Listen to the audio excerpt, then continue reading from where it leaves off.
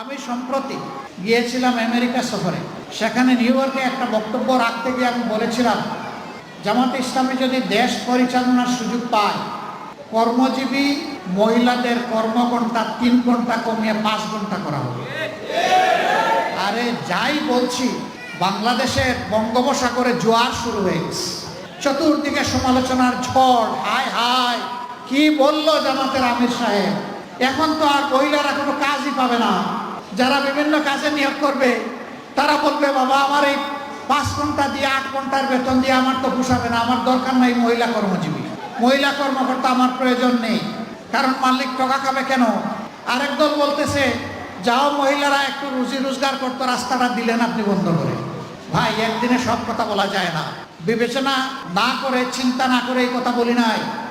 আপনি কি আরেকটা মিটিংয়ে একজন প্রশ্ন করছে ভার্জিনিয়ায়, যে আপনি বলেছেন মহিলাদের কর্মঘণ্টা কমিয়ে দেবেন, এটা কি বৈষম্য না? আমরা করবো 8 ঘন্টা, তারা করবে 5 ঘন্টা। আমি বললাম অবশ্যই বৈষম্য। আসেন দেখি আর কোনো বৈষম্য আছে কিনা। পুরুষরা বাম দিকে বসেছে, মহিলারা ডান দিকে বসেছে। পুরুষদেরকে বললাম, বোনরা আপনারা শুনবেন না এই প্রশ্ন। পুরুষদেরকে বললাম যে আগামী 1 বছরের ভিতরে পেটে বাচ্চা নেবেন এমন 2-1 জন পুরুষ থাকলে হাত তুলে।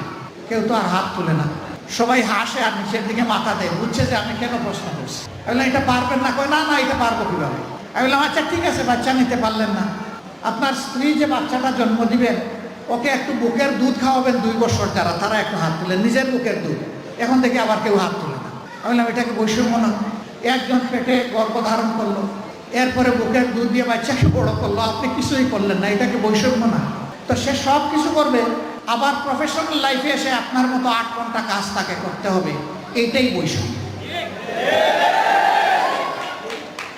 এখন বলবেন যে শিল্প মালিক বাঁচবে কেমনে, সরকারের কাজ হবে কেমনে? অবশ্যই হবে।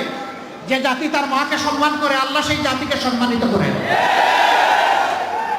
চোররা চুরি করে সমাজ থেকে পকেট কেটে লুণ্ঠন করে যেই টাকা নিয়ে যায়, সেই টাকা যদি ফেরত আসে, সেই টাকা যদি সদ্ব্যবহার করা যায়, মায়েকে রানীর মর্যাদায় প্রতিষ্ঠিত করা হবে ইনশাআল্লাহ।